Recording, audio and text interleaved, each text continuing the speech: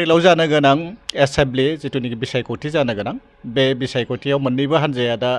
strongly माने camping खालामगासिनो दं बिपिएफ आरो इउपिपिएल दा बिनि गेजेराव जों इउपिपिएलनि जानानै बेखौनो बुंनो नागिरो जों दाबि खालामो जोङो जे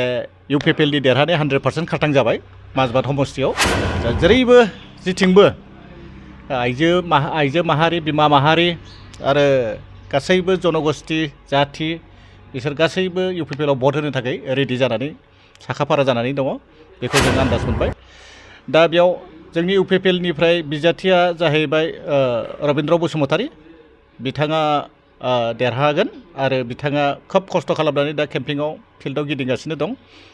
आरो देरहानाया खाथां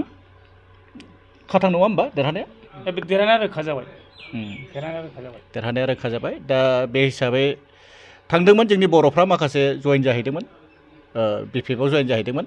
बिथांमोनाबो फैफिनजोब्बाय आरो मोनसे गामि लेभेलाव रायजो जानाय आइजोफोरनो आसाम सरकारा अरुण'दय आसनि होदों आइजोफोरनो बे आइजोफोरनि अरुण'दयखौ बिपिएफनि माखासे जायगा बहुद माबायाव आइजोफोरनि बेखौ बन्सित' खालामनो नागिरदोंमोन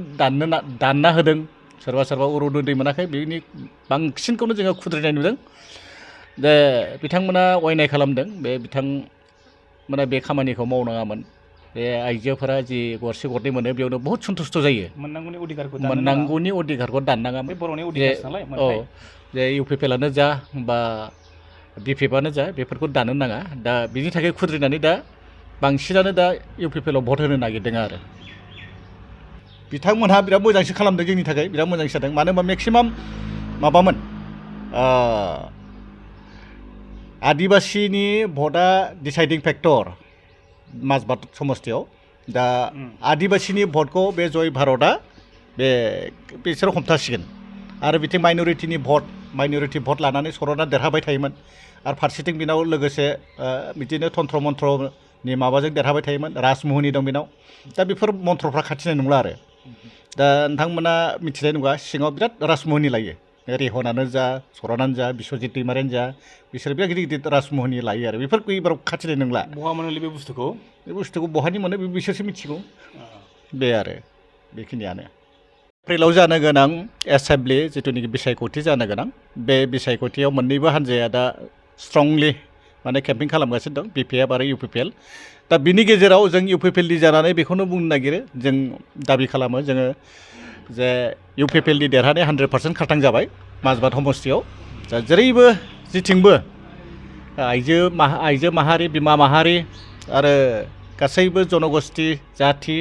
बिसोर गासैबो इउपिपिएलआव भट होनो थाखाय रेडि जानानै साखाफारा जानानै दङ बेखौ जों आन्दाज मोनबाय दा बेयाव जोंनि इउपिपिएलनिफ्राय बिजाथिया जाहैबाय रबीन्द्र बसुमतारी बिथाङा देरहागोन आरो बिथाङा खोब खस्थ' खालामनानै दा केम्पिंआव फिल्डआव गिदिंगासिनो दं आरो देरहानाया खाथां नङा होमबा देरहानाया रोखा जाबाय देरहानाया रोखा जाबाय दा बे हिसाबै थांदोंमोन जोंनि बर'फ्रा माखासे जइन जाहैदोंमोन बिपिएफआव जइन जाहैदोंमोन बिथांमोनाबो फैफिनजोब्बाय आरो मोनसे गामि लेभेलाव रायजो जानाय आइजोफोरनो आसाम सरकारा अरुण'दय आसनि होदों आइजोफोरनो बे आइजोफोरनि अरुण'दयखौ बिपिएफनि माखासे जायगा बहुद माबायाव आइजोफोरनि बेखौ बन्सित' खालामनो नागिरदोंमोन दानना होदों सोरबा अरुण'दय मोनाखै बेनि बांसिनखौनो जोङो खुद्रिनाय नुदों दा बिथांमोना अयनाय खालामदों बिथांमोना बे खामानिखौ मावनाङामोन बे आइजोफोरा जि गरसे गरनै मोनो बेयावनो बहुद सन्तुष्ट जायो मोननांगौनि अधिकारखौ दाननाङामोन जे इउपिपिएलआनो जा बा बिपिएफआनो जा बेफोरखौ दानो नाङा दा बिनि थाखाय खुद्रिनानै दा बांसिनानो दा इउपिपिएलआव भट होनो नागिरदों आरो बिथांमोनहा बिराद मोजांसो खालामदों जोंनि थाखाय बिराद मोजांसो जादों मानो होनबा मेक्सिमाम माबामोन आदिबासिनि भटआ डिसाइडिं फेक्टर माजबाद समस्थियाव दा आदिबासिनि भटखौ बे जय भारतआ बिसोर हमथासिगोन आरो बिथिं माइन'रिटि भट लानानै सरना देरहाबाय थायोमोन आरो फारसेथिं बिनाव लोगोसे